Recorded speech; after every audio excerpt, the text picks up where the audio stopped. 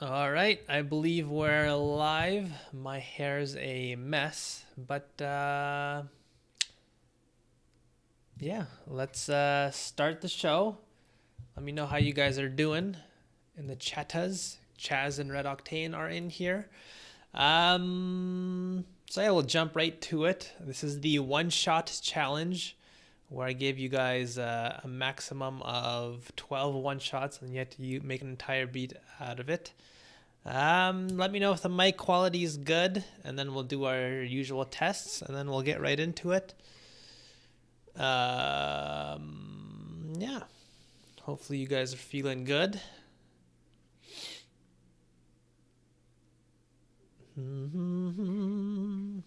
Is my everything looks good on my end there?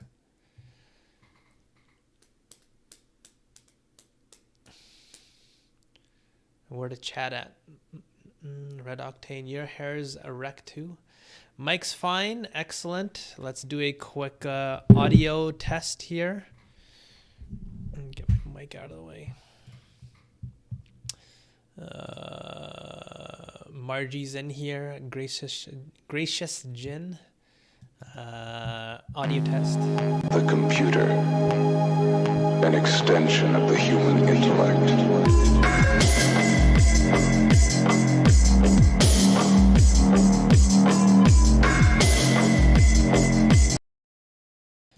That was the audio test. If we're good to go, we'll start on. Mic is good. Also, I might as well get you guys to highlight your own names. So if you're in the chat and you don't see your name highlighted, please highlight your name in orange, not yellow, but orange. A few of you have already highlighted in yellow. All right, sounds good. The mic is fine. So we'll start off. So yeah, if you're in the chat and you show up, please go into the sheet, highlight your name in orange. Please. Also, I want to quickly set up some hotkeys. Where's the hotkey to mute? Mute hotkey, where are you? Hide, show. You know, it would be smart to do this. There we go. Mic aux. Add. No. Mic Shift Z. There we go. Unmute will also be Shift Z. Perfect. All right, so we'll start off here. Karasama's in here. Jake's in here. All right, I'm just going to go ahead and start with the first one. Again, highlight your name in orange if you're here. And yeah, we'll start off with Serdas. He didn't get his beat heard last time, so it's a good place to start.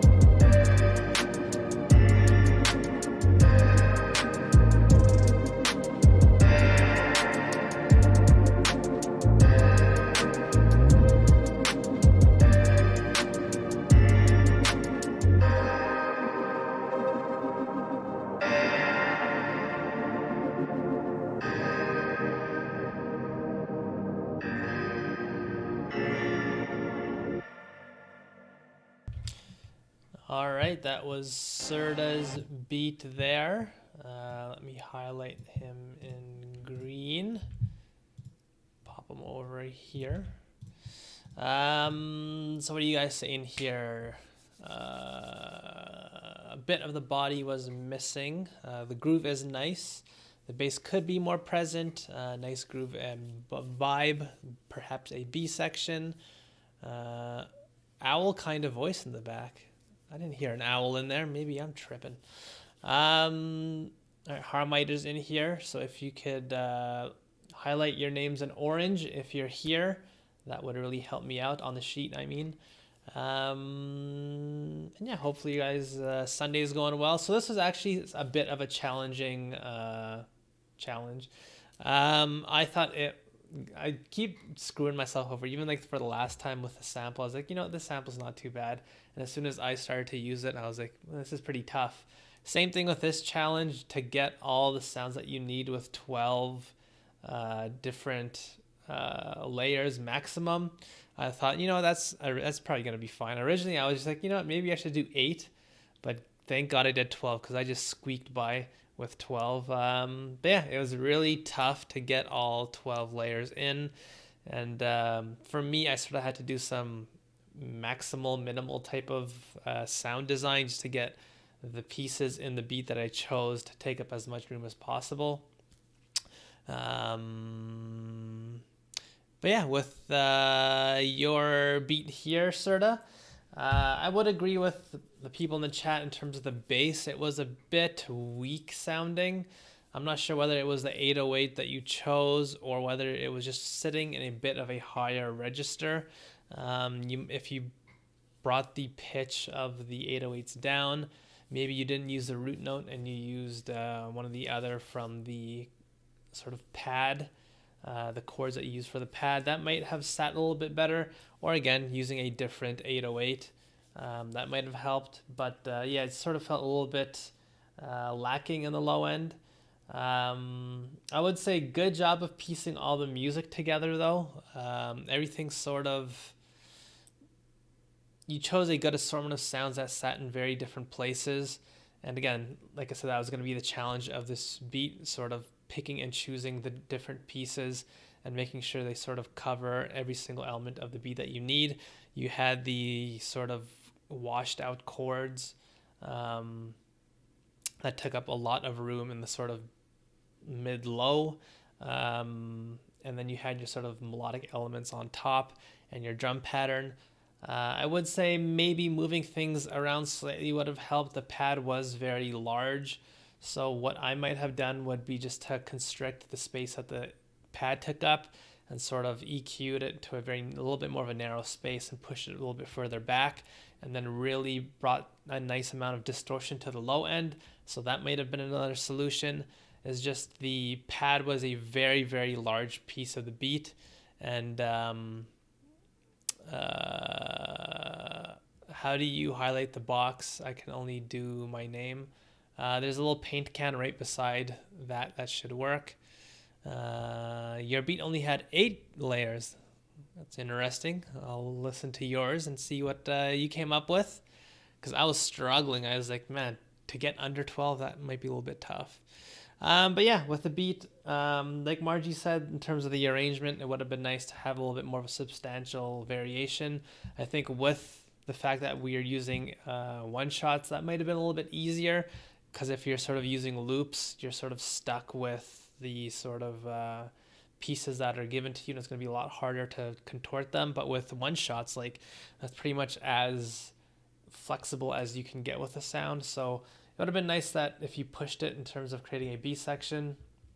But I think, yeah, the execution, the idea is there. I think just moving some of the pieces a tiny bit and playing around with some of your sounds in terms of the spaces that they sit in might have helped a little bit. But nonetheless, cool job there. Nice beat and great start, says Karasama. Karasama's always very nice and supporting. Let's go to Chaz's beat next. Yeah, here we go.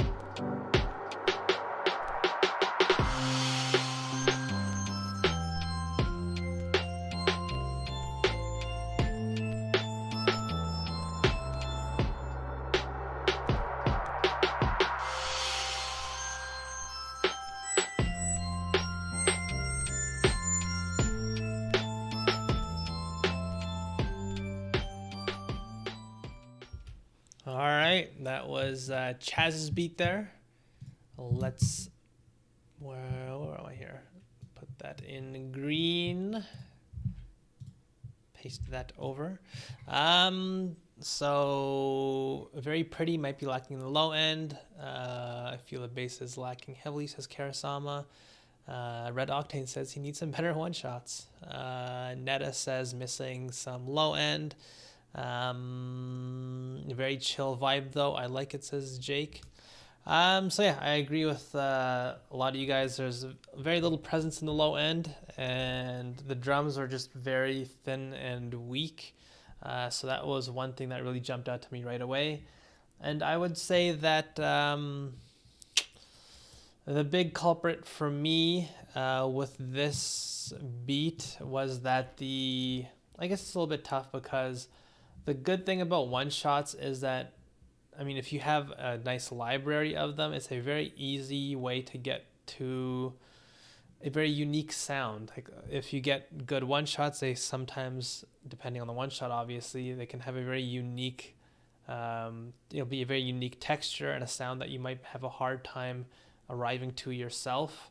And I felt with this beat that most of the sounds in this beat were very sort of straightforward sounds that you could easily achieve in a sort of stock preset. In this beat, I didn't really feel like the textures that were chosen were anything that sort of felt unique to me. In terms of the music that was created, I thought this was a really good job. It seems like, musically speaking, on a technical side, everything was really in place and it got exactly what the beat was going for, especially during the hook where you had the arpeggiating bells come in. It really felt like the intent of the beat came out there and I sort of really understood what you're going for.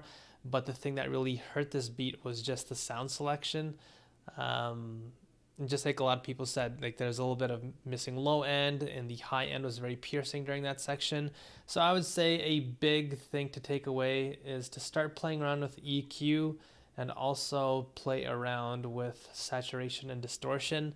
If I get around to showing you guys what I did with my beat, you'll see just how big of an overhaul all my sounds had. Like if I took off all my sort of effects off my beat, it would sound very stale and very weak. But once I slap all those on, it can really, really push your sounds. And so if you're in a position where you have weak one shots and they don't stand out in any particular way, playing around and sort of adding effects on your end is a great way to do that yourself. I'm enjoying the drums, not time synced vibe. So Karasama enjoyed the drums. For me, it just felt like they weren't very present, that there wasn't very much body to it. Like you guys said, especially on the low end. What kit did you use for most of your beat? Is that for me, or is that you're asking someone else? Increased bass and kill high end, and also just playing around with color. So one of the things that can easily happen when you choose sounds that are very sort of distinct from one another is that you can get a little bit of a cold, detached feeling. And that's one of the great things about using saturation and distortion. You can really color and fill out the beat in really unique ways as well. So experiment with saturation and distortion. Like I said, it sounded like the music was on point. And once we got to the hook section, I really got the feeling of what you're going for. It was just the sounds and the sort of places that they sat and the missing frequencies really sort of harmed the sort of beat's ability to get to the place that you're trying to push it to. So yeah, I'd say start exploring saturation, distortion, EQ. That was for everyone. For me, I jump around all over the place with my kit. I don't really have too many go-to sounds, but honestly, all the time I routinely just strip out all of my sounds and get rid of a lot of the ones I never use and just keep the ones that I do, and it's just like a mishmash for me personally. All right, let's listen to Netta's. Yeah.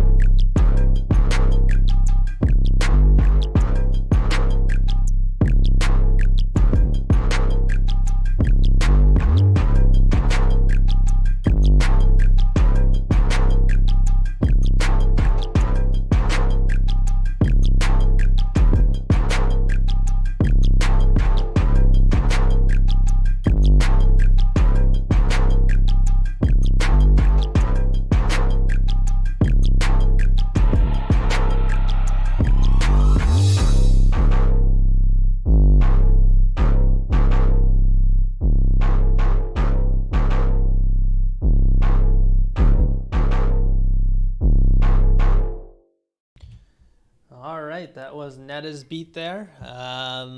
Lunch table type beat. Nice groove and interesting sound manipulation. Bass is a little overwhelming, says Margie. Netta says your own mix can use some work. Karasan was enjoying the dynamics. I'm a fan of the little perks and stuff on top. The pluckish bell from Servita's kit. Oh, that's where it's from. So yeah, for me, great job, Netta, of choosing unique sounds to like sort of fill up space and make the beat really particular and unique. So this is a great job of picking and choosing sounds as a way to add character into the beat and like not have to rely solely on like insane musicality. The sort of way I always look at it is like you can go down the route of being super musical, super technical, and build your beat that way. But there's also something to be said about being a little bit more stripped down and just choosing really unique textures and really having a full sounding beat by just establishing really unique and out there sounds. So like, you know, if you listen to something like old school Wu-Tang, the beats there are obviously not very full and very technically sort of remarkable in that respect, but the fact that they're just using all these insane weird sounds is their way of filling up beats. And I feel like with this beat, it sort of went down that route, which personally I always love to see producers use unusual textures and things that might be a little bit outside of the sort of common wheelhouse of what you hear. And the sounds themselves, in terms of the spaces that they sat in, did a good job of filling up the spaces in the beat as well. It was really smart how you played your percussive layers and sort of use them as a melodic element. Just like Grout said, the fact that you sort of took these smaller sounds and you just use them as a way to not only add rhythm, but also a little bit of melody as well. That was a very smart idea, especially with how minimal the beat has to be with the sort of reduction of elements that you could have used. Yeah, like a lot of people said in the chat, very rappable, a lot of space available in the beat. I would say that if you yourself felt like the mix was a little bit off, and some people also mentioned it was very bottom heavy, which again I liked. One of the things that I might have done, a couple of things, I might have just added a tiny bit of noise. This is something that I say a lot, but you'd be surprised how just grabbing like a tape noise from your library. So I'm not sure where I got my sort of tape noises from. If I quickly open, 1 second here, where is my library? Cool sounds, noise. So literally I have 102 different sounds of noise, so I'll just play some.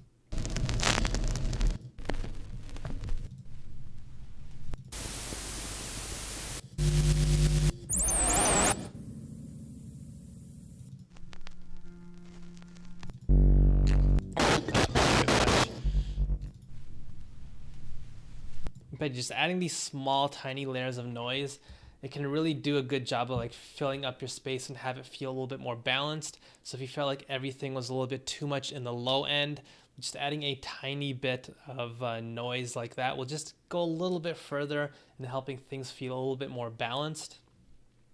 And something else that you might want to try is to just add a little bit of bit crushing to the horn, I would say, in this beat, just because that felt like it sat in a very full place. And so if you bit crushed the horn in this sound, in this beat, or maybe even the percussive layers, that could have also been a way of using the exact same elements that you had in this beat, but just coloring them so they take up a little bit more room in the high end, and therefore just adding a little bit more balance across the frequency spectrum. Those are just two small little ideas. Obviously, I really like the beat as a whole, and I think there's a lot of smart ideas in this beat, so well done to Netta. That was a great job of beat making right there. Let's put you in green and move you over. Next up, let's see here. Let's listen to Sean G's beat, One Shot and Bells.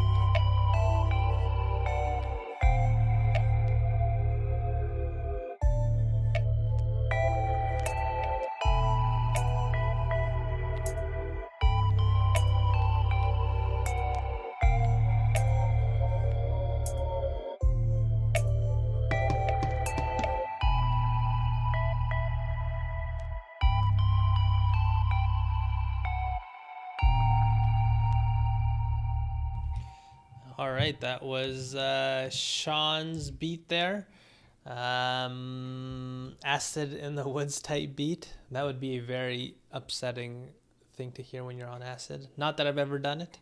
The Luger 808 is always hard to pinpoint. I like the tension, maybe intentional. The dissonance kind of works, makes me tense. So it's hard to say whether that was intentional or not. Yeah, I don't know. Maybe I won't put that in my critique because I did feel like it felt very dissonant and very sort of off-putting. That might be the intention of the beat, but for me, it just sort of didn't really connect into my brain. I feel like maybe the beginning notes of the bell may be a little off, possibly intentional for the tension, like others said. Yeah, I mean, I'm not sure what the intent was, but for me, I just sort of didn't really resonate with me personally. But putting that aside, really cool sound selection in this beat. I think that's one of the things that sort of jumped out to me the most. I really like the unique textures that you used. Once again, that's always a smart way to sort of make your beat feel a little bit more full and engaging. I especially like that bell sound. So those sounds they sat in a very cool space. It's really interesting to hear what you guys are doing in terms of like filling up space using these sort of really dense, almost like pads or like very dense chords with the vocal sort of layer in this. I don't know whether that was like shaped using a vocal, but nonetheless, you guys are using very interesting techniques in that regard. I felt like since the one shots were long, maybe the warp added a bit in the end of each shot. Oh, that's an interesting theory. I would say though, with the technical side of things, I think the beat could have used a little bit more rhythmic variation, like I mentioned in the chorus. With the beat here, like every single time you had a chord change, you also had the 808 also change. And also, musically speaking, or melodically speaking, there was a little bit lacking of variation in that regard as well. Whenever these sort of chords went a very specific direction, the 808 followed it every single time. And the parts where you introduced more layers into the beat and sort of had them do a little bit something different, it sort of started to come together and work a little bit better. Like I mentioned with the bell, it at least had a little bit of variation in terms of the rhythm and the melody. But the sort of main part of the beat, the chords and the low end of the bass, I think maybe just shifting the notes around in terms of when they play or what direction they go in and not have them follow each other to a T might have helped this beat a tiny bit. And maybe, well, I'm not going to speak to the music side of things, but that's really my takeaway with this beat. Really cool sound selection. I really liked what you did in terms of the different textures that you chose. I think you chose textures that were really unique, but I guess when it came time to constructing the beat, you were a little bit conservative and reserved on that front. So maybe just pushing things off to not sort of follow each other as sort of concretely as you did here, that might have helped. But yeah, cool idea. I can't really critique what you did with the music. I'm not sure whether that was intentional, but I found it very upsetting and very off-putting. I'm very scared right now. I'll be perfectly honest, guys. If that song played while I was doing drugs in the forest, like you mentioned, I would have doo-dooed myself. All right, let's move on to Soju Moju. We haven't heard Soju Moju's beat before. New to the challenge, so let's listen.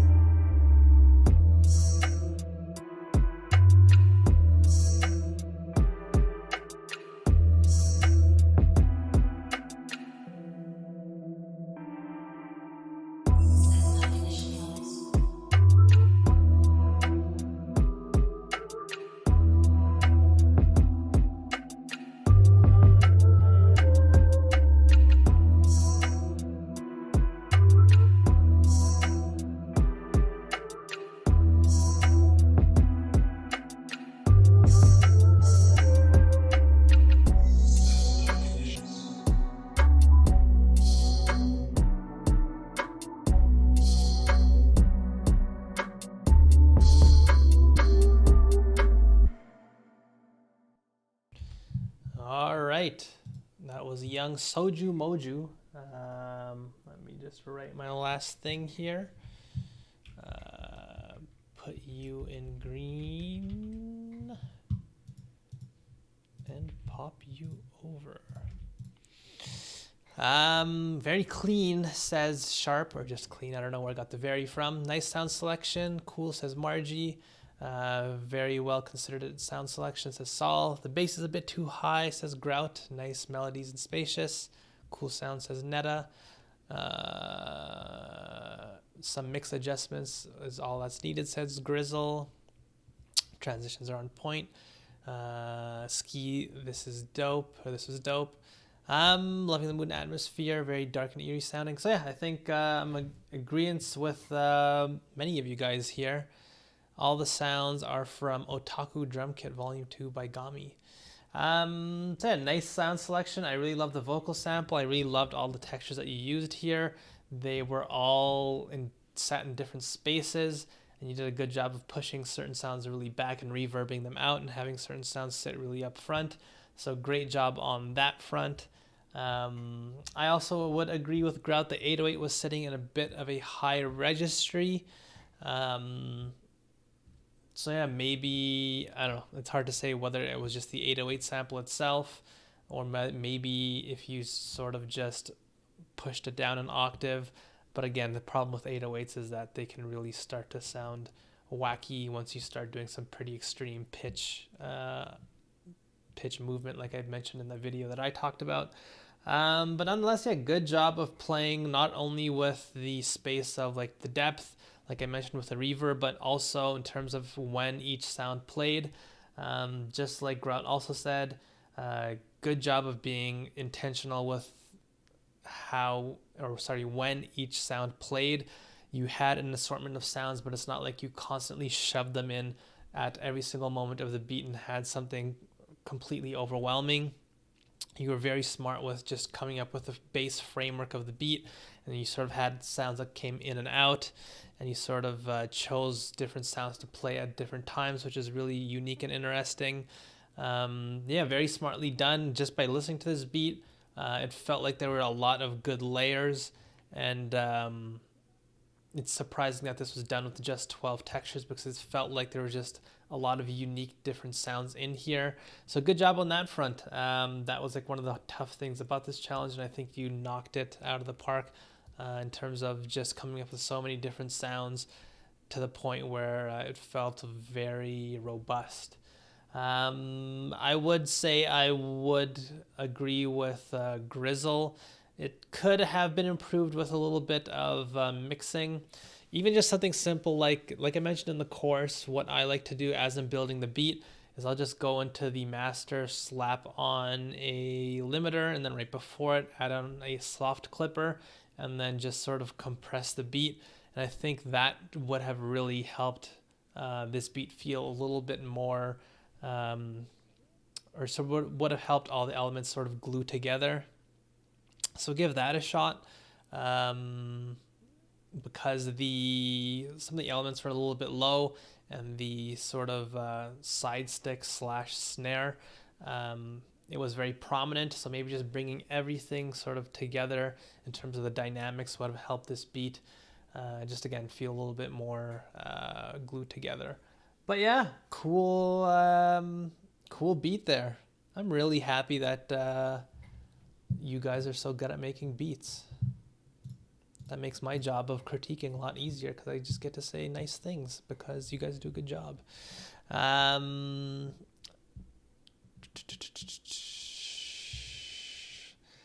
lot of people are still about the drum kit game, hey? All right, let's go on to... Let's try out Red Octane's beat next. We're flying here. How many have I done so far? 1, 2, 3, 4, 5. How many do I have left? 1, 2, 3, 4, 5, 6, 7, 8, 9, 10, 11, 12, 13, 14. All right, I'm not sure whether we'll have time to do a deep dive on my beat. All right, here we go.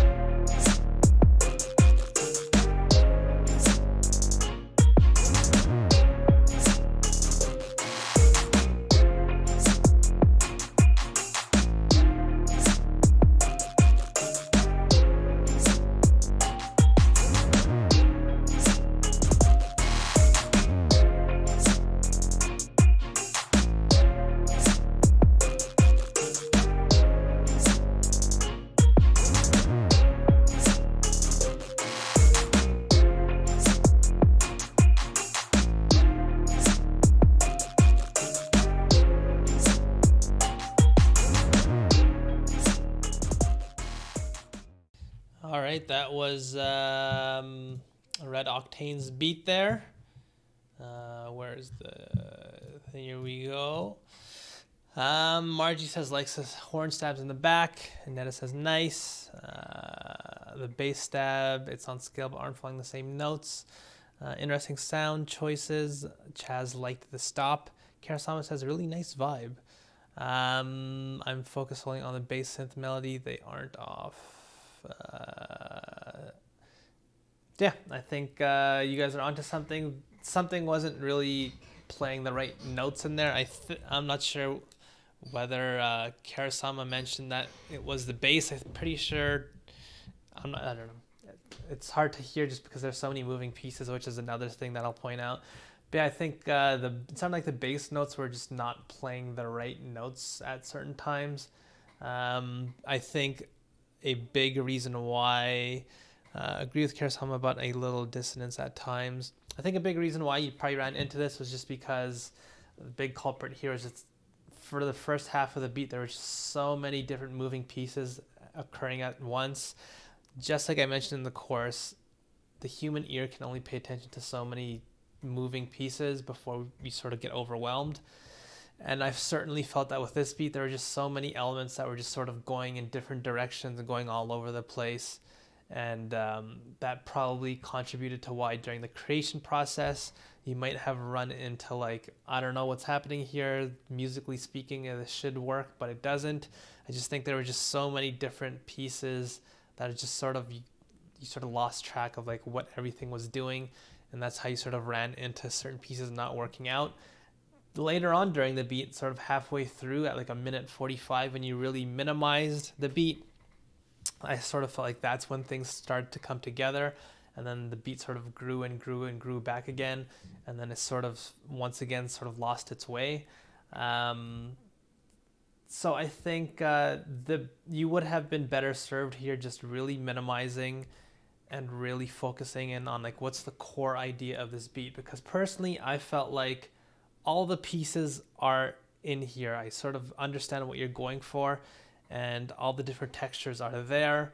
All the different sounds that you used would have been enough to make a full beat. I think you just forced every single layer, all 12 different layers, all at once into the beat at one time.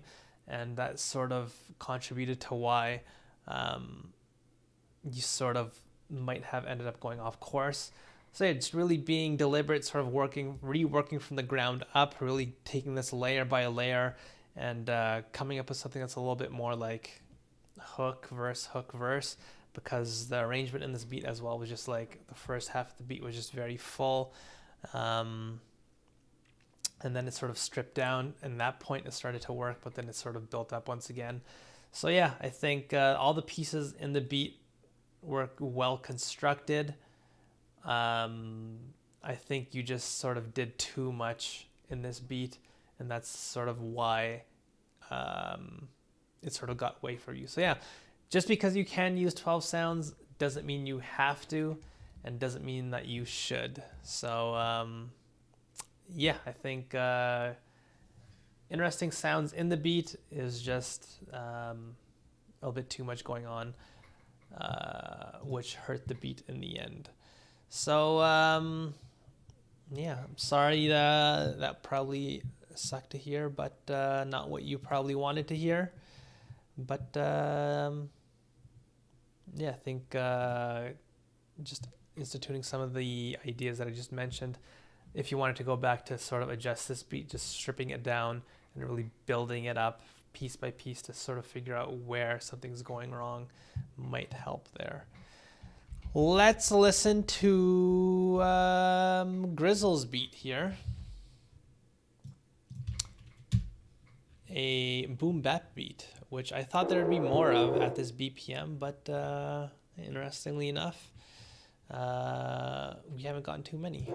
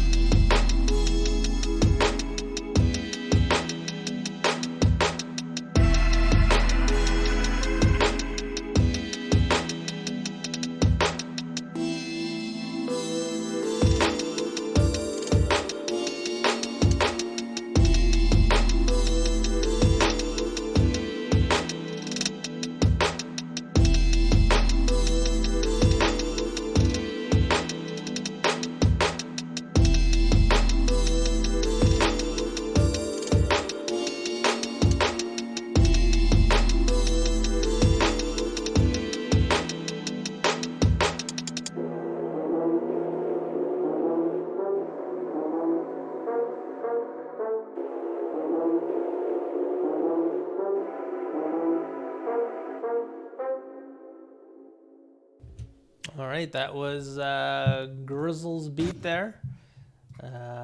What's the chat saying? Already grabbed my attention. Great job. Hit a perk 30. What does a perk 30 mean? Grizzle says terrible with genres. To me, the whole 160-80 thing is something that we debated. It's all the same. Doesn't matter. Sound selection, like those chunky hi-hats. Nice ambiance. Hats sound more trappy than bappy. That's true. Nice drums though, says Rosha. Boom trap is crazy. So yeah, my takeaway with this beat, great job of playing with space once again. You had your sort of ambient layers that sat very far back. Then you had your sounds that are a little bit more front, like the sort of main synth in the beat. You did a great job of constructing your drum pattern. It sort of filled up a lot of space on the beat, which was very well done. I like the sounds that you did choose, very unique textures, which again is one of the benefits of using one-shots. If you have nice one-shot in your library, you'll have access to really unique sounds, and I think that's exactly what happened here. The tension in the middle was really good. I want a little bit more out of the kick though. Felt it didn't stand out as much as the snare. So yeah, that's actually what my next point is. I would say the drums were a little bit, I liked the pattern that you came up with the drums. I liked the sound selection and how the textures played with each other. I think the drums overall could have sort of used a little bit more oomph, and to me, just slapping on a saturator on your drum bus, if you did use a drum bus, or just putting it on certain individual sounds, would have really helped add a little bit more presence to your drums. So that might be something you might want to think about. Great job of keeping the beat interesting as well. You did a bunch of smaller techniques with the arrangement overall of this beat, and it really did go a long ways to keeping the beat feeling engaging and moving. The main synth that you had in this beat did feel like it got a little bit too big at times. The sort of basic 2 progression pattern at that point felt like it sat in the beat very well, but then when you started to get a little bit more musical with that main synth, I'm not sure whether it might be because during that main section, the main idea, it doesn't really jump up too much in terms of the frequencies that it sat in. But then once you started elevating the pitch of that sound, not only did you played more notes within that same amount of space, so start to feel like the synth started to double up on itself and start to get really, really loud at certain times. Well, I'm not gonna say really, really loud, but like it started to get a lot more present than it was before.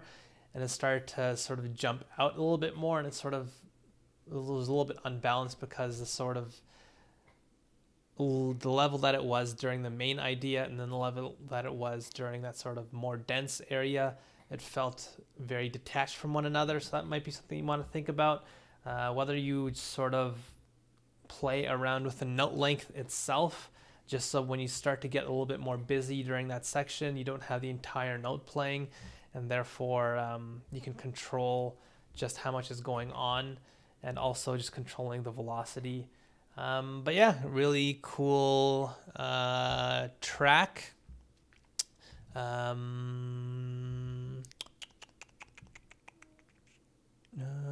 have no idea what's happening in my chat. Red Octane 4 or better. Huh? I don't know what's going on. But yeah, really cool ideas. I really liked the sound selection.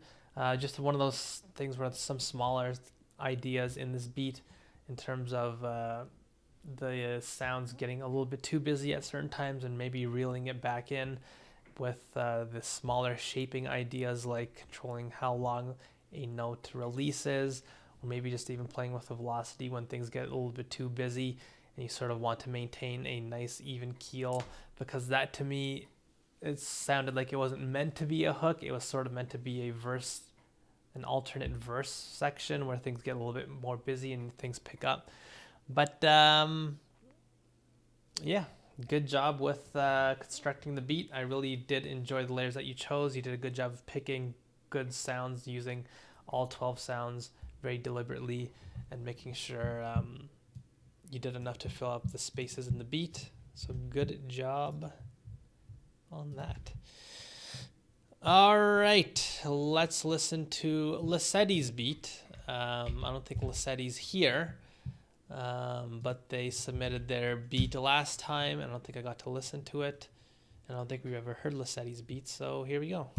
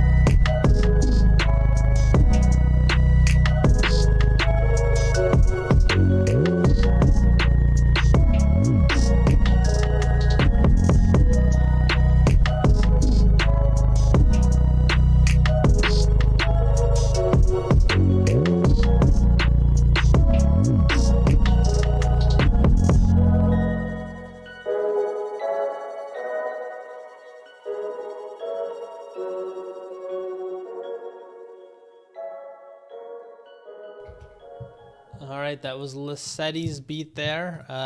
Some of you guys are talking about the colors.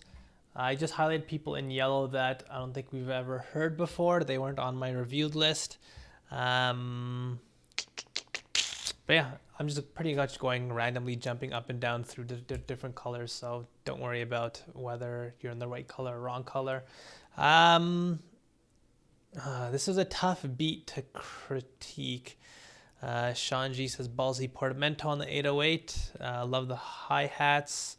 I think shifting the whole beat a few octaves higher could solve the 808 being a bit loose, says Karasama.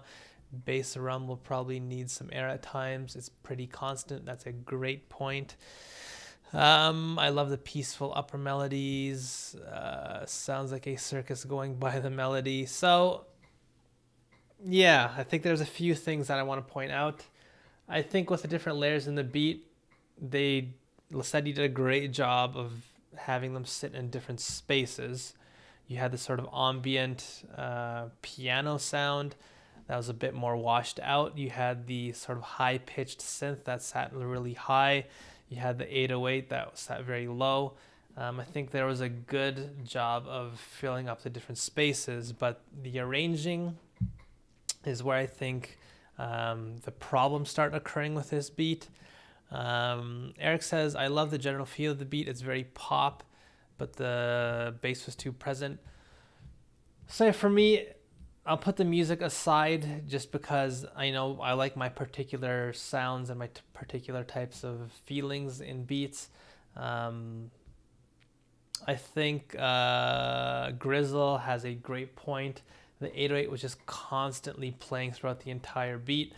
The part of the beat where things started to minimize, or the beat sort of stripped down, where I think the pianos sort of just got removed, that's when things start to feel a little bit more balanced and things could breathe a bit more. But then all the layers eventually came back very quickly, and I just started to get overwhelmed once again. So I think, Grizzle, you have a great point there. In terms of having all the different elements play constantly throughout this beat, I think that was probably the main culprit. Having that 808, which again, as everyone mentioned, was just very dense and very present, and having it constantly play, and then having this very airy piano sound also constantly play, it just felt like a little bit too much. So I think Lesedi could have, it would have helped you if you're just a little bit more conservative and not, I know it's really tough when you first start out, especially where you feel like you have to have all your layers in your beat at all times just because you worked so hard to come up with them, and you want to make sure you don't sort of have this very reduced, very minimal type of beat.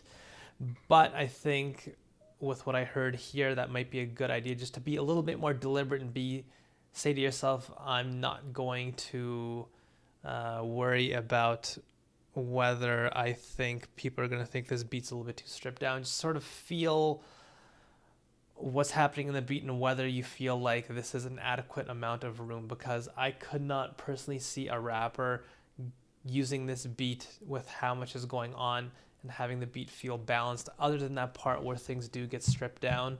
Let's see if I can quickly find it. Google Play is annoying with rewinding.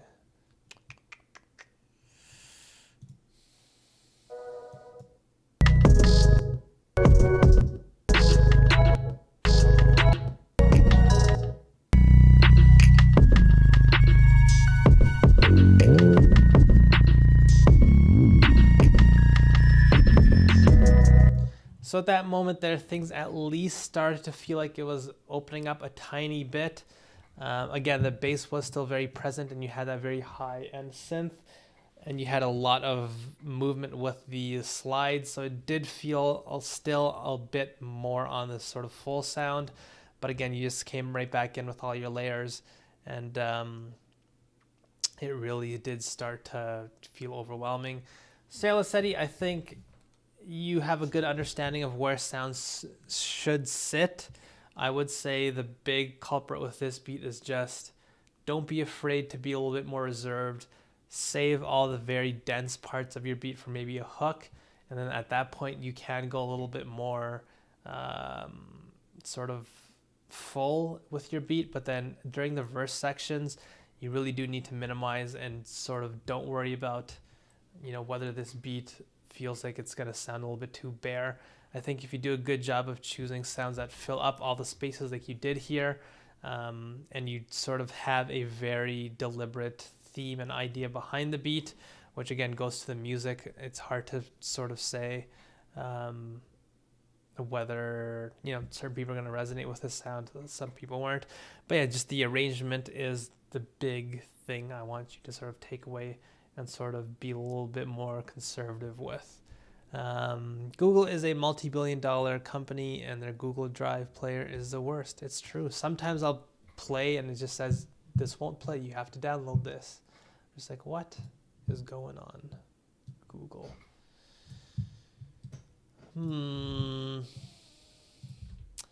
Apparently there's some tomfoolery happening with these colors. You guys are jumping your colors around, but I'm not really paying attention. So we'll listen to Margie's beat next. Here we go, Margie.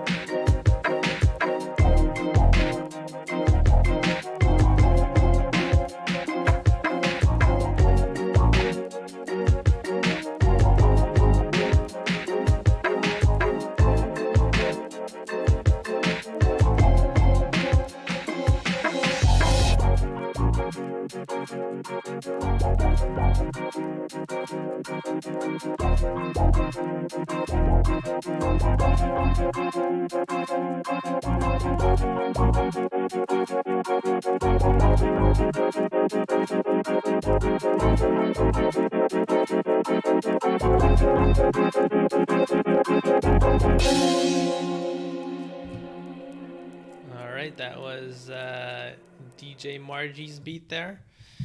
Let us put you. Wait, was that Margie's beat or was that Marjar? Who did I just? That was Margie's beat. I got confused there for a second. So the chat, the bass is dope, but a little bit more low end would have been nice, says Gracious Jin. Very good use of sounds to fill out, says Sean. Very musical, says Eric. Nice build up, says Ski. Very satisfying beat to listen to. I enjoyed everything about this beat, says Netta. Full vibing on, says Karasama. Um, so my takeaway with this beat, I was watching the chat as the beat played.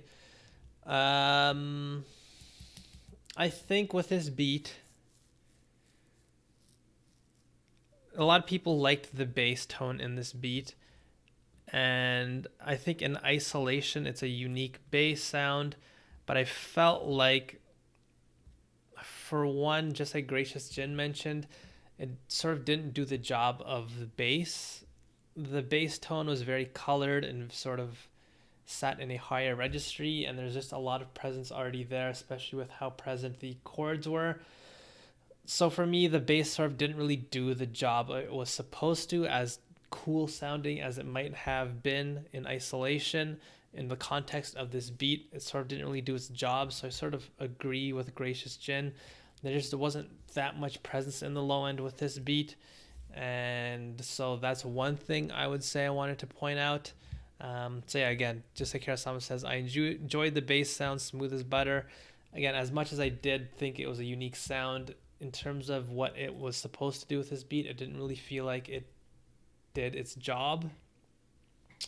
The arrangement in terms of having movement with this beat, you sort of kept the beat dynamic, which is one of the things that's a benefit of a one shot. So great job on that front.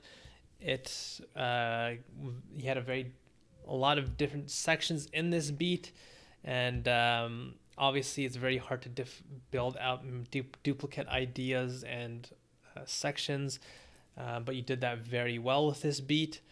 Maybe layering the sub bass, maybe laying it with some sub bass or something. Yeah, that could help, but this sort of leads me into my next point.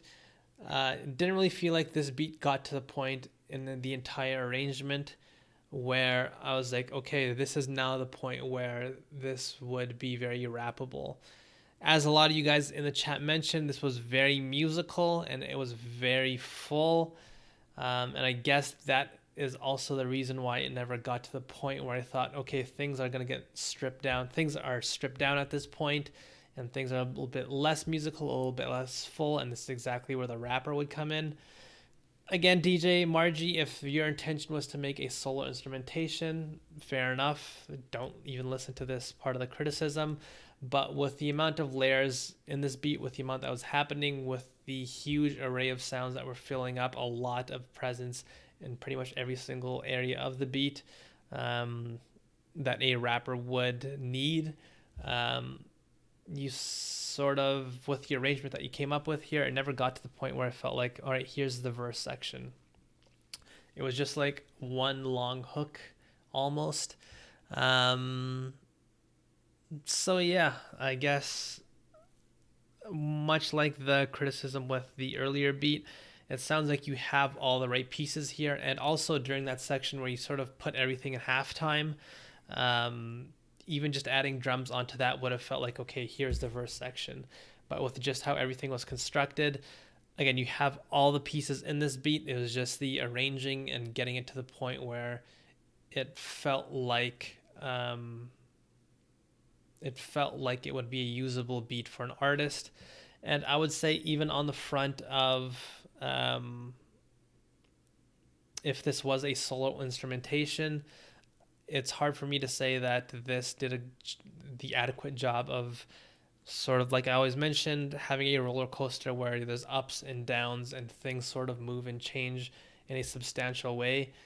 It felt like a very dense beat all throughout, and then you sort of minimized at the middle, and then once again you sort of worked your way up. It just sort of didn't work on the arrangement front on that side either.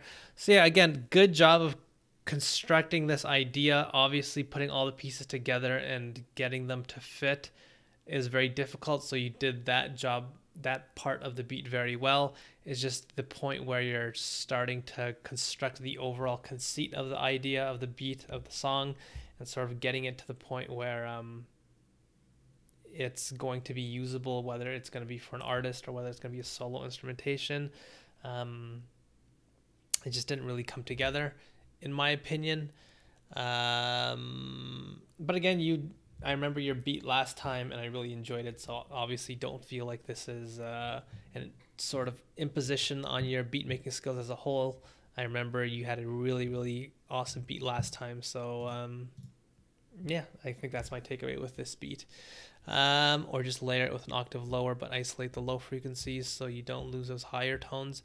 I sort of think the higher tones are a bit of a problem. Like, they weren't really necessary in this beat.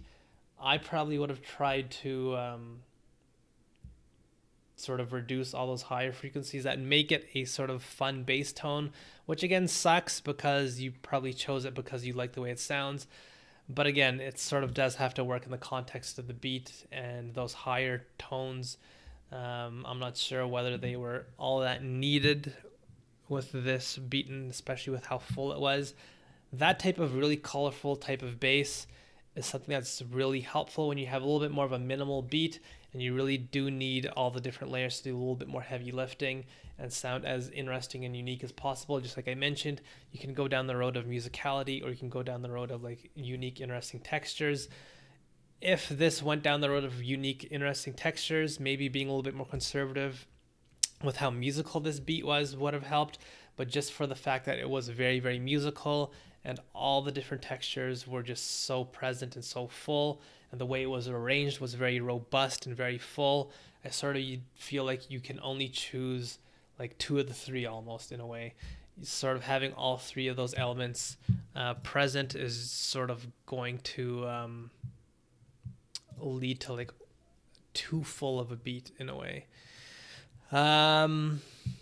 Karasama, we didn't get to listen to your beat last time, and you love making boom bap beats, so let's take a listen to Karasama's beat here.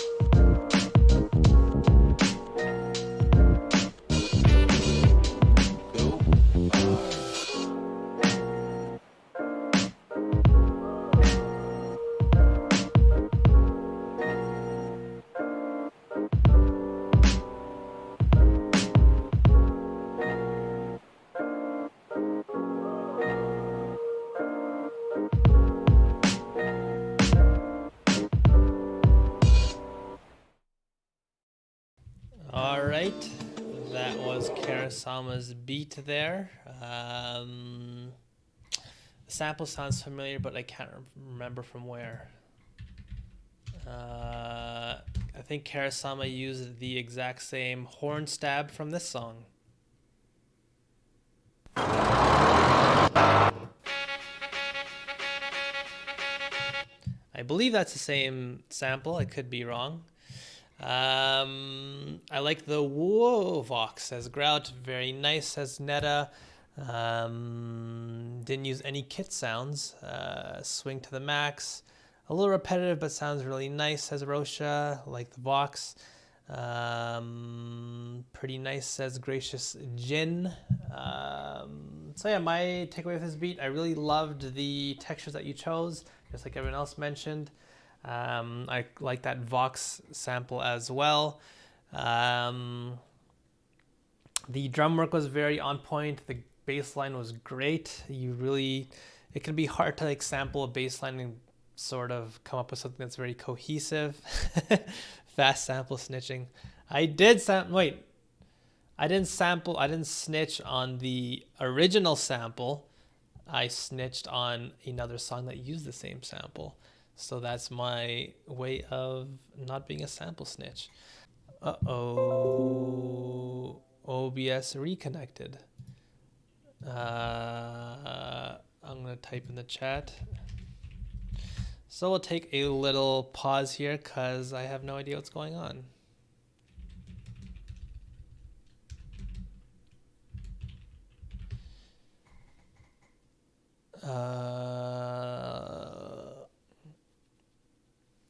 Is my stream still working? It says it's working. We still see you. All right, moving on then. Maybe the sample police are after me. Oh my God. We didn't miss much. You're just making excuses for being a snitch. You know what? Maybe I am a rat. I am a dirty snitch, guys. So yeah, great drum work, great bass line. It was very Pete Rock-esque bass line where you sort of took one simple bass note and you sort of created a very elaborate bass line. I thought that was amazing work. I think one thing that I'll say is that for me, I know some people in the chat liked it. I don't know, for me, whenever I sample chords and I try to repitch them, the progression that I come up with is sort of never all that satisfying. This type of beat, it's very reminiscent of a lot of 90s stuff. So yeah, that's just a personal thing of mine. Whenever I sample a chord, it just never feels like I can come up with something that is sort of musically satisfying or sort of emotionally resonant whenever I repitch them and come up with something. But you obviously chose to go down that road, so if people in the chat has liked it, what can I say? That's just a personal little thing of mine in terms of how everything was constructed around it. Great job with all the little different sounds that you chose. You did a good job of picking different layers to play during the hook, like the bass, and then during the verse you minimized it so it was a little bit less full. And so yeah, all in all, a well solidly constructed beat. The sample snitch is happy with you, Karasama. That's what I'm going to refer to myself as now. I'm a huge snitch. Let's put you in green and pop you down here. All right, I'm not going to be able to get through all these beats, unfortunately. Let's go to console beats. Here we go.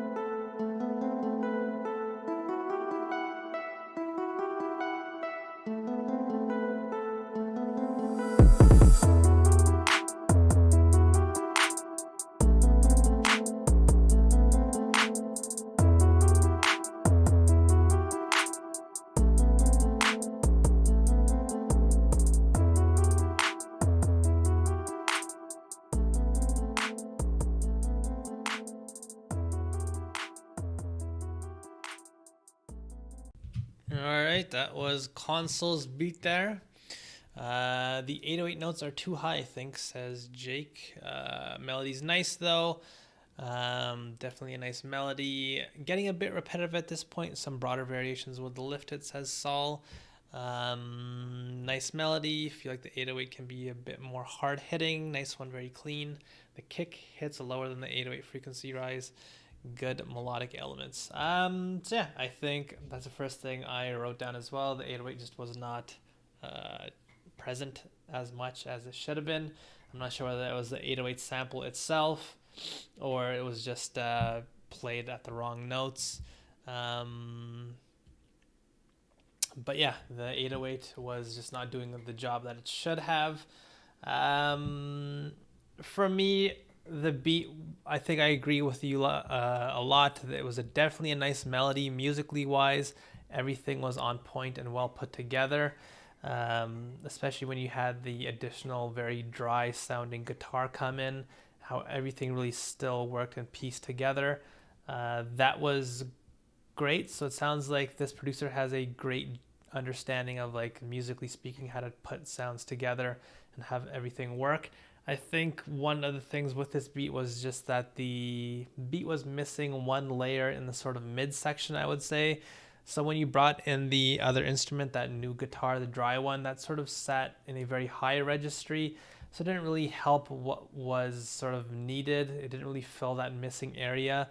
So having like a very simple chord progression underneath could have really helped fill this beat out, in my opinion. We do have a lot of Ericsson here. Just like Saul mentioned, more of a substantial shift with what you did here could have helped. And again, if you built like a chord progression underneath this beat, that would have helped you sort of create it would have given you yet another tool that you could have used to make a more substantial arrangement. Nonetheless, though, good job of like bringing instruments in and out. That probably was difficult, and the way you pieced all the different sounds together, everything really did tie in. So good job on that front. One thing that's really interesting is that no one really played with automation here. So one thing that you could have done is to create a little bit more of a substantial change is like take that really dry guitar and like play around with different effects and have the effects sort of ramp up and change at different parts of the beat.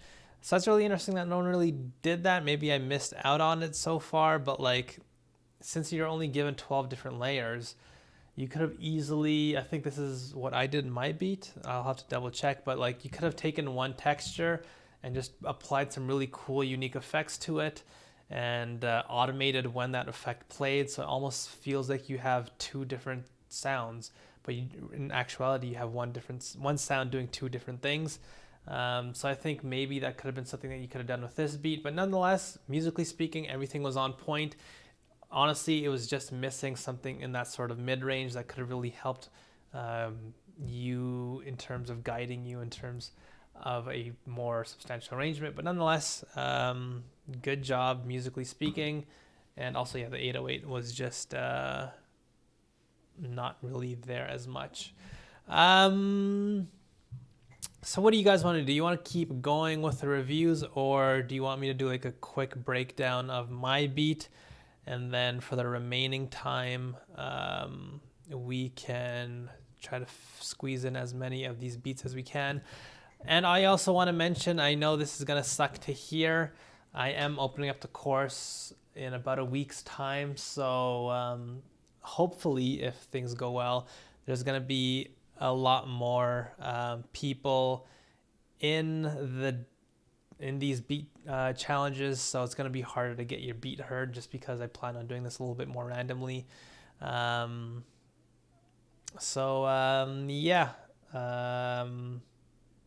Things might get a little bit more crowded here. So far we have Saul saying more reviews. One Red Octane says breakdown.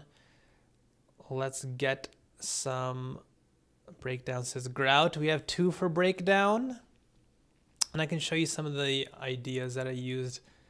Did I use automation in this? I can't even remember. I'd say reviews because I learn a lot during these, but either one works for me. I still don't know what I'm gonna do. Guys, I don't know what I'm gonna do. You are welcome, Sean. More community. Wait, honestly, getting some more members sounds great. More community. Breakdown.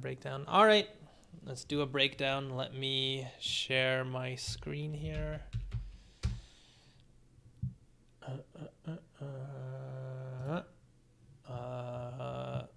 Add. Whoops. Add. Window capture. All right, my FL should be on the screen right now. God, what was it called again? One shot. All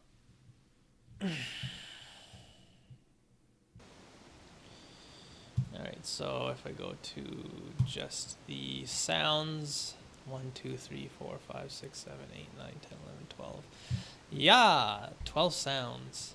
So already you can hear I have some noise playing as a way to fill up the top end. But let's just isolate. Actually, let me make sure you guys can see my screen. We'll start there. My screen showing and you can still hear me. Testing 1, 2, 3. Let me quickly check if this is the right pattern I want to.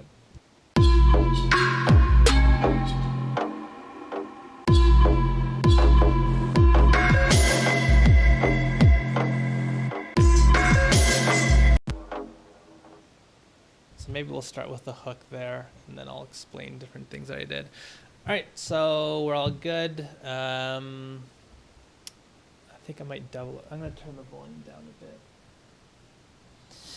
All right, so basically this is like the chronological order for the most part of how I added each sound in. My idea going in with this beat was that I wanted to start off with a four on the floor type of pattern for the hook, and maybe I would switch it up during the verse, which is exactly what I did. So with this first layer, the first kicks here.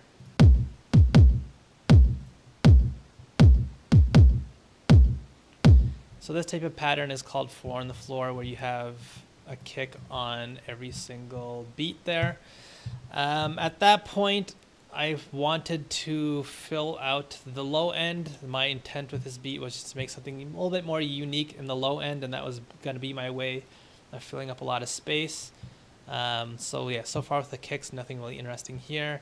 With this bass, here's the raw sound.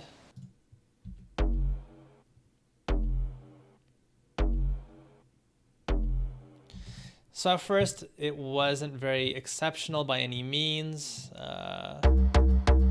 Just a normal bass tone. Obviously, it has a lot of color in it, which is what I sort of wanted. But what I did was first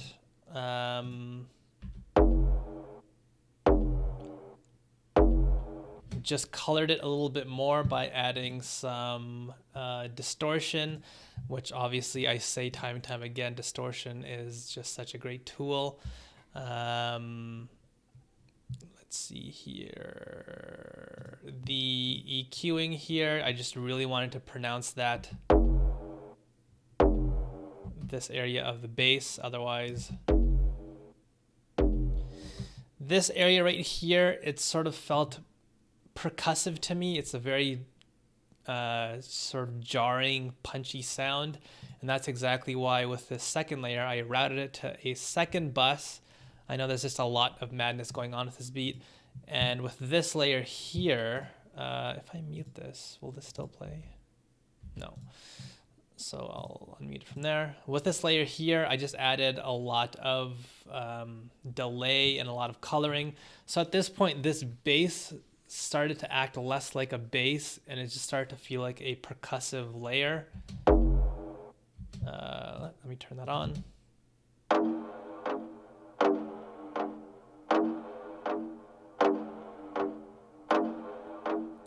So once I added this in, I started to get the feel of like a jungly type of sound.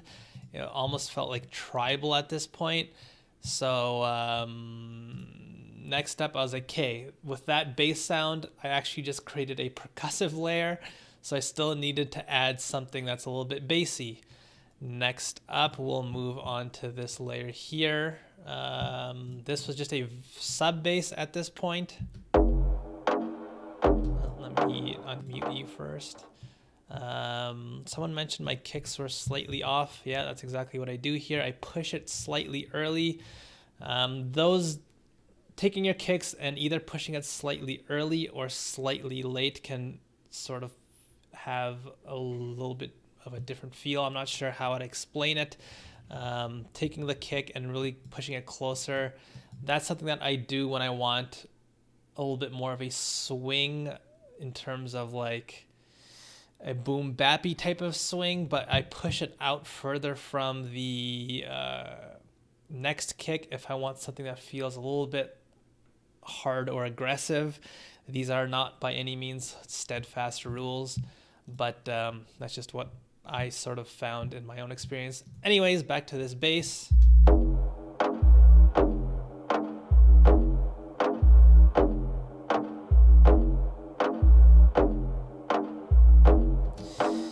So yeah, nothing really unusual here. Very quantized, very normal sub bass. What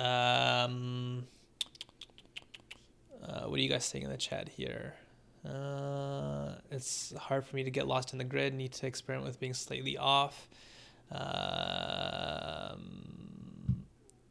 The way I mix the bass.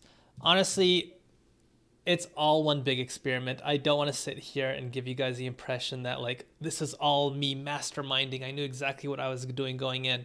This is all a big mess. This is all a big experiment, and you guys are just hearing the finished product of when everything makes sense. If you listen to me make this beat, you'd be like, this guy's a fucking idiot. He doesn't know what he's doing. And also, this is like the third or fourth different beat that I made for this challenge. If you heard the other beats, same thing. You'd probably think I was an idiot. But yeah, obviously, you keep experimenting, you keep trying different things, and it's only a matter of time before things get sort of make sense. So with this sound here, I don't think there was anything exceptionally different with the original sound. So yeah, I just EQ'd some of those higher tones and just really constricted it to be a little bit more subby. Next up with this sound though, a lot was done to this sound. So this is a very big part of the beat. This is basically the driving force of the low end. Whoops, that's my, number 3 here, sorry. I'll turn on 15 also.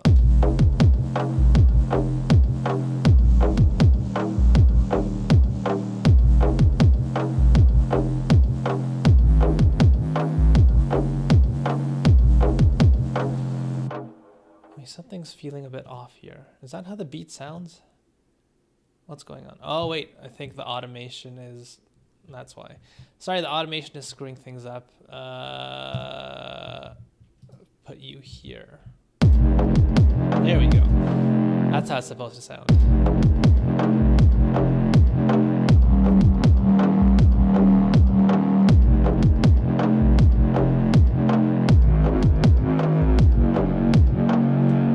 So I'll isolate the sound.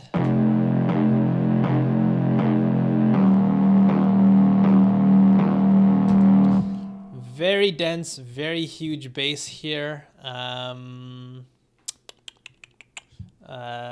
Here's how it sounds without any effects though.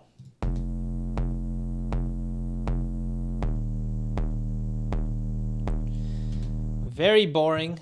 Obviously, if I played this exact same beat with this as the bass tone,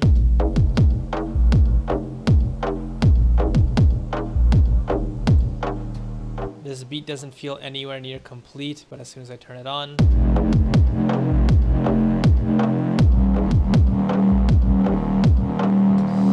so yeah, obviously you can hear this is a huge part of the beat, and just like I mentioned, I wanted the low end to be a huge contributing factor. So let's take this one by one with this chain. Start off with some EQing. get rid of a lot of the low end, because again, I already have my sub bass. I don't need those frequencies to take up any room in the beat. Next up, these are obviously going to be huge important factors in how to get this sound to be so much more colorful. So when I heard this bass tone just on its own, there's a little bit of color there. It takes up a little bit of frequencies. Sorry, quite a bit of frequencies up here. But I really wanted to push this to be such a huge part of the beat, so I just stacked a couple of different distortions on top, and you guys can hear.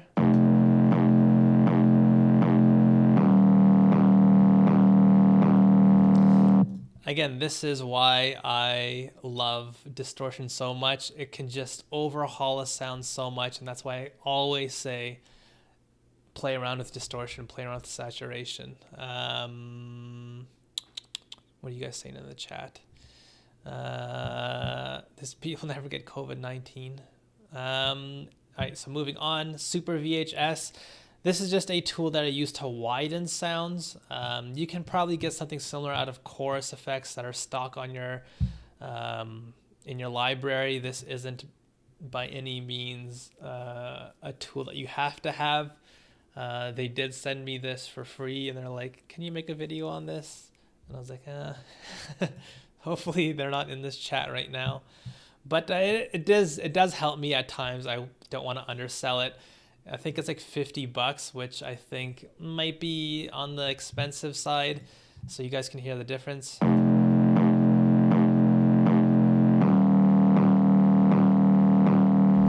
I turn it on.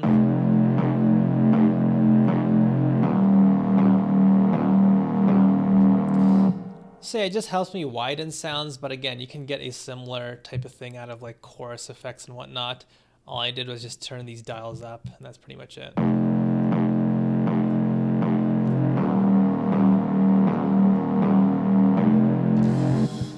And that's pretty much the big things, these distortion tools, as well as the stereo expansion tool after this. Just controlling some of the frequencies that I want out of it. And I sidechain this as well. And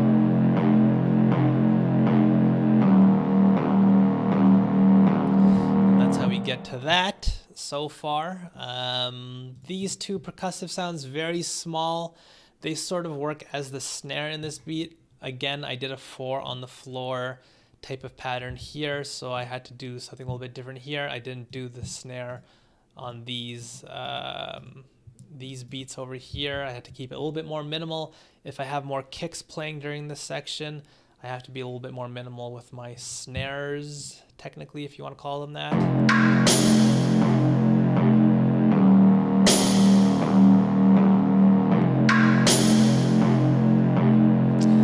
So yeah, hopefully that makes sense. It's just, again, going, understanding what I'm doing with my drums, and if I want to be a little bit more unusual and have a bit more density with my kicks, I'm going to be a little bit more conservative with the things that would be like snares. I get cool swag plugins. I actually turn down most people because they have the stipulation of like, you can buy this, or you can have this, but I want you to make a video on this. And for me, that always feels a bit gross. I'll talk about a plugin if I use it. And just like I mentioned with these plugins, these distortion tools, same thing. This company sent me this, and I'm very happy to talk about them in videos because they are great tools. But nonetheless, the idea of me making a video on a particular plugin and be like, whoa, this plugin is crazy, guys, you need this. Meanwhile, the only reason why I'm saying it is because I got paid like thousands of dollars. That doesn't sit right with me. So yeah, I think Super VHS is back up to $50. Yeah, I'm not sure if I would buy this tool at that price. I'd probably just stick to like a normal chorus to achieve that. Yeah, for $6, I would say that's probably a good deal, just because it can easily help you widen your sound, just like I showed you. So that might be a good thing to buy at that price for sure. It works well on basses. I don't know if it's as grimy on other things. I use this on also if I have very airy chords. I'm not sure whether I released that video yet. I'm coming out with a video on G-Funk soon, and I use this on the Fender Rhodes, so it can be a great way to just widen your sound. Ultimately, it's called Super VHS. It's meant to be like a I think they made it with the intent that it's supposed to be like a sort of tape a tape emulation of like VHS. It's supposed to make your thing sound lo-fi, and it does have that functionality in there. I think if you use the heat, that's when it starts to saturate your sound. But for me, I more so use this just for stereo expansion. That's the use that I got out of it. But again, you can find other challenges, other plugins that do the exact same thing.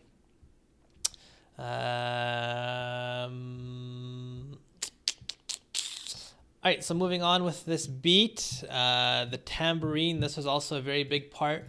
So during this hook section so far, the low end's very full, but I also need to balance that with some more high end tones. And so I basically took this tambourine, which again, if I didn't have any effects on it,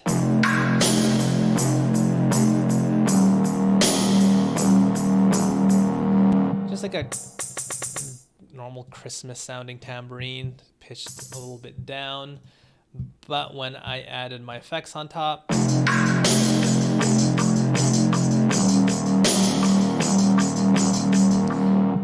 the big thing here is probably Sigmund. This is a tool that it has a lot of different weird effects, but it basically, for me, when I use this, it plays around with your arrangement and sort of plays around with the rhythm of it, fundamentally, if I had to sort of summarize. So it's supposed to be a delay, but yeah, it just felt like it doubled up on the actual rhythm that's playing.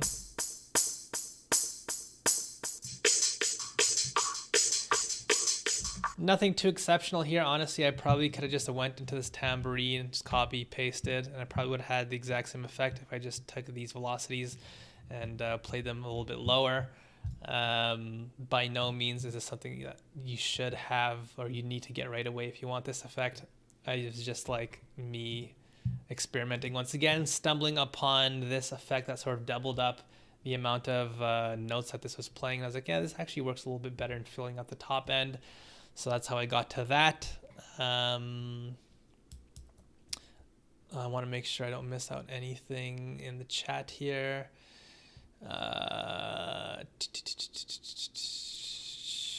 Alright, so at this point I have my low end, I have my drums and percussive layers built. To go back to what I talked about in the course, I still wanted something that I felt was like the POI, the thing that when you listen to this beat, you're like, that sound in there is just fucking cool. And that's exactly what I did with this sound here.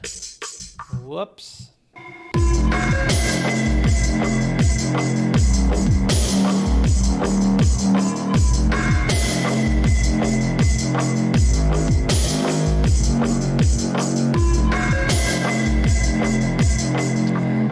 So yeah, I love that sound. It just sounded so cool to me, and that was like the centerpiece of the beat at this point. I think when I was making this beat, as I was building it, I was like, this beat doesn't feel very full, and I just couldn't figure out a good arrangement with it. But as soon as I found this as soon as I found this texture here, that's when everything sort of really came together. And at that point, I went back and I started to build around this sound. So let's take a look at what's happening with this sound here.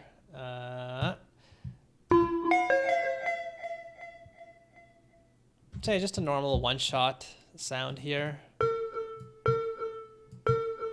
Really detuned sound, very unique, very cool, wonky type of sound there. And it's just so unique. Just like I mentioned during the stream, you can either go down the sounds of being musical or just choose really cool sounding textures as a way to like make your beat stand out. and that's usually the route I like to go down, and that's the exact reason why I'm never going to make videos on music theory, because that's not my specialty. I would say this type of stuff is just making sounds feel a little bit more unique.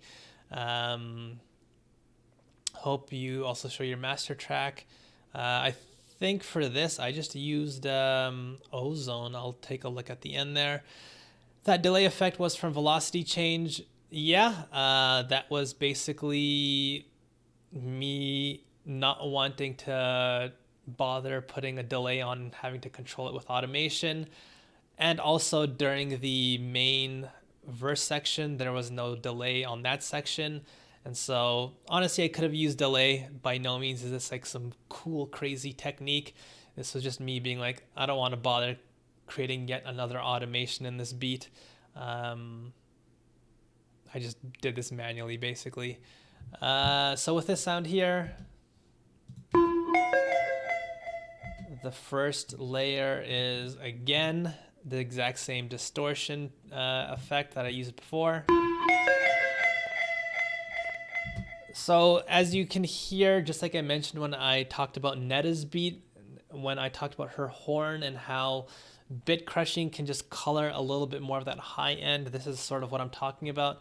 You can achieve a very similar idea depending on the type of distortion tool that you use. So with this, you guys can hear there's just a little bit more color in the high end, which is also what I needed, just because this still felt like it was a little bit heavy on the low end. So I wanted to color this a little bit more on the high end. Replica, this is a delay effect. I use the Soft Clouds preset here, which is basically a reverb. It's a reverb that I happen to like. So yeah, that's pretty much just me taking the sound and pushing it to the point where it fills up a lot of space. And yeah, some more EQing again to really push it in the high end here. And that's how we get the hook.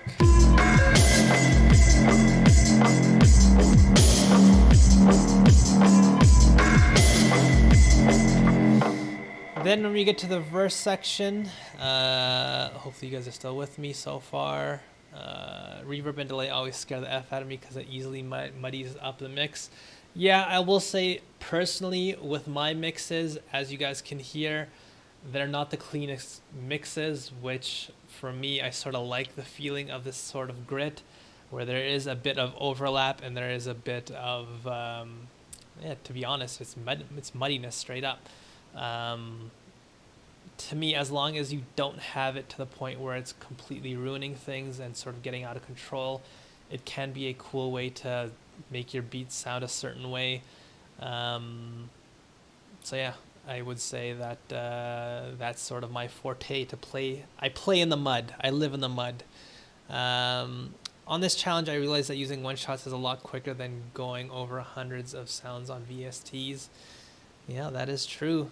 All right, so with the verse section, exact same sounds. I just rearranged them. I used the exact same delay-esque type of thing here. Sorry.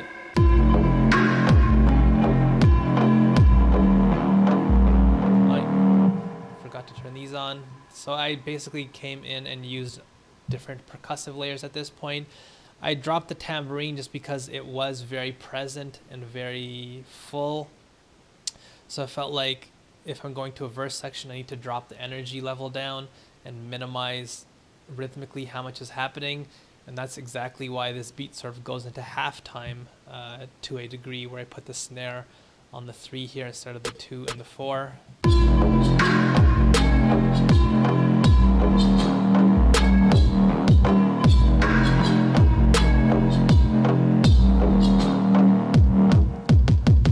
That's into the verse. So yeah, as you guys can hear, it was just if the hook is 4 on the floor and very energetic, I went out of my way to make the verse section very different from that by really slowing the feel down and making it almost like a halftime beat. So these new layers that just got introduced here, nothing really exceptional. A very pronounced snare and just a little noise that I layered underneath the snare, just as a way to color it a little bit more without this texture.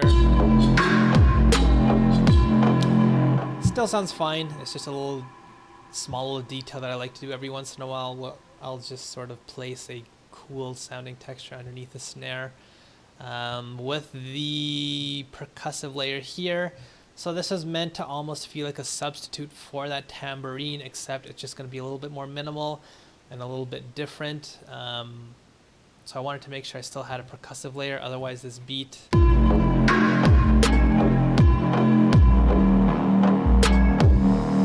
I just didn't feel like it transitioned well from the hook into the verse if I didn't have something percussive like this. As you guys can see, very off the grid. I played this by hand, which is why it's very all over the place. But that's because you guys can see the snare here, very quantized. The snare here, very quantized. The kicks, again, very quantized because I got rid of the four on the floor pattern. So I wanted to take at least one element and have it be very off grid. So this is just like I mentioned in that J Dilla tutorial that I came out with. It's typically going to be a good idea to have a mix in order to create context rather than just have every single element in your beat be completely off grid.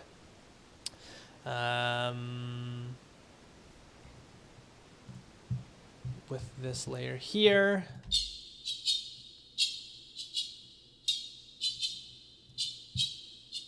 so it sounds cool. That's mainly because of that flanging effect. Without it,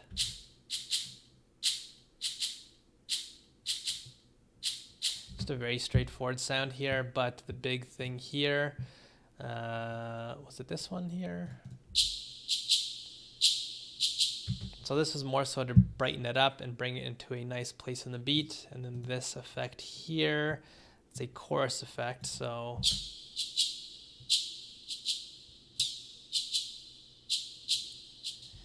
just to widen it a little bit. And here, yeah, it's a stereo flanger. So this is the effect that really had it sounding cool and unique. So you can see it's moving the frequency around here. What can I say about the flanging effect? It's just the reason why I chose it was because this felt a little bit, I don't know, dull without it. This beat, or sorry, this sound would have just felt a little bit dull and not very moving. There's no movement to it.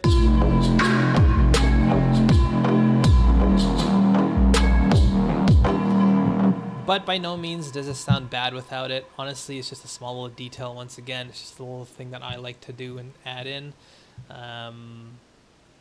But by no means is it something that's necessary and some sort of secret huge tip. It's just a small little detail that I liked with this sound. All right, see you later, Red Octane. This beat breakdown's almost done anyways.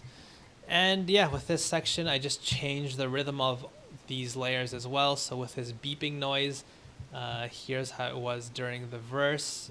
Very condensed and a lot more happening. Whereas this, it's just a little bit more sprawled out.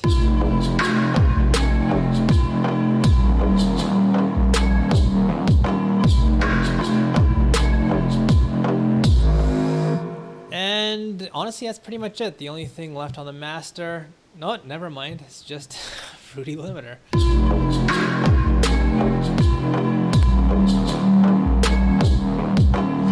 So I completely forgot to add anything on the master, which is, I probably could have made this beat sound a little bit better if I just added Ozone on top, but I completely forgot. So yeah, I think that is, let me move back to here. So yeah, that's the beat review. Let me know if you guys have any questions there or anything else you want me to dive a little bit deeper into. We'll take a little second here before I level everything in the channel rack. Thank you for watching, Margie. I hardly need to bring things back down. So maybe next time for the next challenge, I can do something similar if you guys liked that. But if there's anything that was unclear, feel free to ask questions as basic as they might feel. There's no such thing as a bad question. Yeah, I'm glad you guys enjoyed it. That was actually fun to break down. I always like talking about my process. And it's unique. I'm sure you guys feel like breaking down, going into different ideas and different types of beat making, structuring can give you guys ideas. How would you use Ozone on the master? This is gonna be very alarming, but I just use presets. Before the limiter, I'll go ahead and add Ozone. Let me turn the volume down here. And then I'll just start cycling through the presets, honestly. And this is the Elements version of it, so this isn't even the full version. So yeah.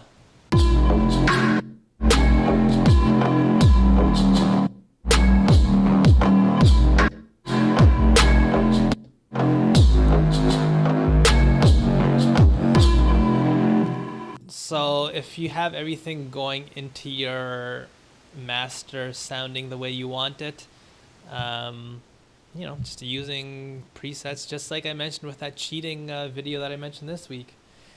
These people that make these plugins are mastering, that's their job, that's what they do, and I'm not going to go ahead and try to learn how to do a beautiful complete master, even though I did try when I mastered my own EQ. I'm sure if I just used Ozone, it would have been just as good. So yeah, that's basically what I would have done if I just wanted to use the master. Just went through the presets to listen to what I liked and what sounded good to me, and made sure there wasn't too much distortion, because at times that can happen. That's all what I've done with the master there. Every stream we should do a breakdown. Yeah, I can do that. Since I make a beat, we can do a sort of the last half an hour like we just did here. I can do a breakdown of my beat and small little techniques. Thanks for going in depth. We'll definitely rewatch. Yeah, glad you liked it. Can you explain about the soft clipper? So as I'm building a beat, partway through, once I add drums, I add a fruity limiter to make sure my drums aren't going completely over and getting squashed. If this beat here, there is a bit happening with the kick and the snare. But I'll also use my ears just to hear whether it sounds completely awful or not. If I do have sounds going over the limiter, I just pay attention to whether it still sounds fine to me. This beat's probably not going to be a good example of what I would do with a soft limiter, just because it's already very full and maximal sounding. But what I would typically do if I have a beat and I have different components in it, maybe I can open up another beat here. I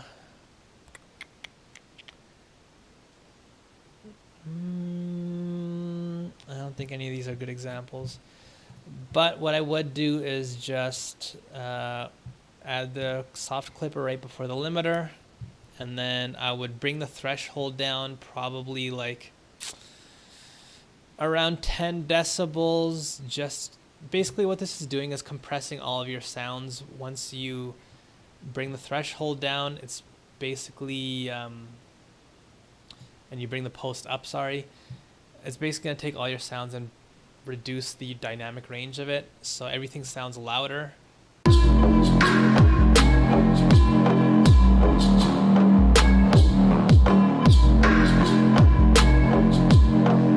you can see there's less happening in terms of the limiting. There's less sounds going over, because again, I took that threshold and I really clipped a lot of the sounds that are peaking, and then I took the remaining sounds and I brought them all up, so everything becomes less. The distance between the quietest sound and the loudest sound becomes reduced. And so you can see this waveform. If I took this off,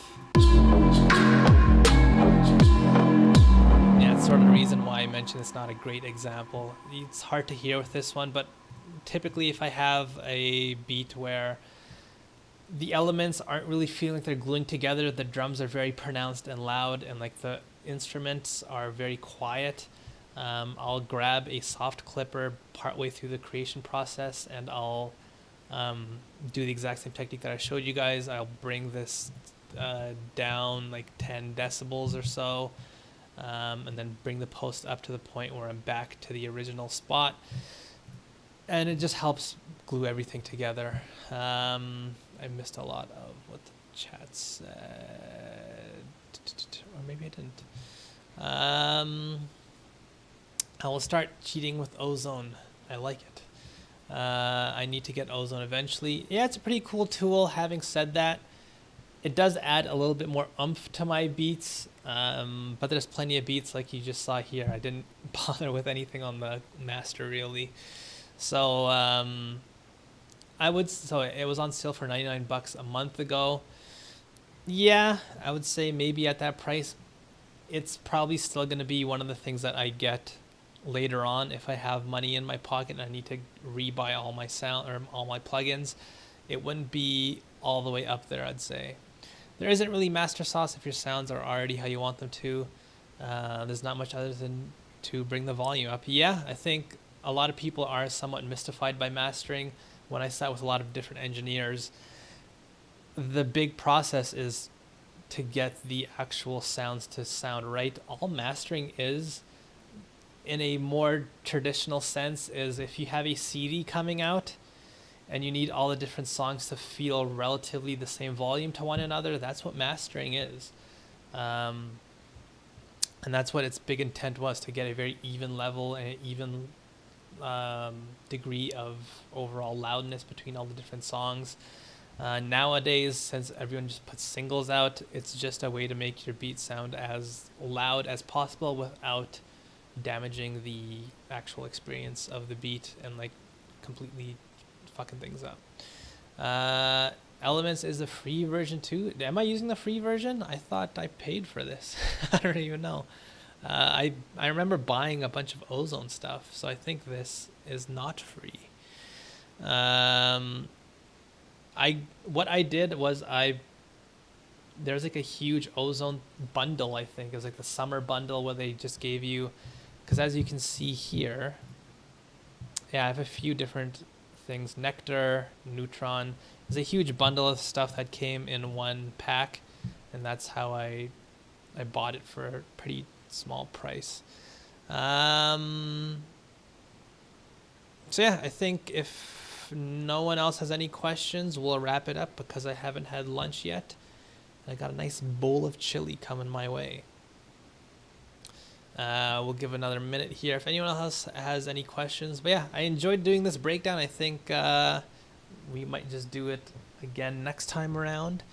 But next time around, we might have more people coming in. So we'll see what happens there. Very fun. Once again, since we are going to have more people eventually come in, it might get a little bit frustrating. I know it kind of sucks. To me, the big part of what makes this more valuable is pushing you guys out of your comfort zone. Obviously, all feedback is going to help, but nonetheless, don't feel like this is going to become like a waste of time, and don't feel like, well, I'm not going to get my beat heard, so I'm not going to bother. As you guys have probably already felt like, this is meant to push you guys out of your comfort zone, and hopefully you guys are learning a lot just by the process of trying to make beats in irregular ways that you're not used to. Yeah, I have a video coming out on this very idea as well. So yeah, sorry, what? He says compression destroys a lot. What do you think about that? Over compression can definitely make your beat just feel very exhausting to listen to. So just like we mentioned during the actual streams, if you have like a bass line that's constantly playing at a very high volume, it can get very tiresome to listen to. And the exact same thing sort of exists if you take your entire beat and you have it constantly loud throughout the entire thing. It can become it can wear you down and become very exhausting to listen to. So in that regard, that's how compression can destroy your beat. perhaps we can make little subgroups and give feedback to one another. That could be a cool idea. You guys can make a community within a community. Getting reviewed or not, just working on the challenges is the best thing. Yeah, I hope you feel that way too, because that's definitely what I want to get across. All right, my lovely friends, that is it for this week. I had a lot of fun. This was a very fun one. I enjoyed doing a little breakdown here, so I have a challenge in mind for next time. It's going to be a little bit easier in a way. I think every once in a while, for like, this is going to be the 4th stream coming up, I'll give you guys like a little bit of wild card, do whatever you want, just do this one thing, just as a way to let you guys sort of express yourselves as however you want, and then I'll go right back to punishing you with awful challenges that are very hard.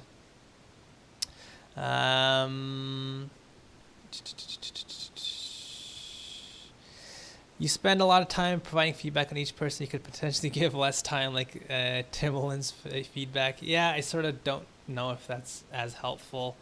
Whenever I see other people stream, they're just like, change this 808 next, and they take the people's money that like pay to get in front of the line. That's not the way I want to do things. But yeah, anyways, thank you guys for coming. I hope you guys have a beautiful rest of the day. I'm gonna go eat some chili now, and I'll see you guys in 2 weeks with the next challenge, and we'll listen to some more sexy beats. Thank you guys for showing up once again, and I'll see you next time.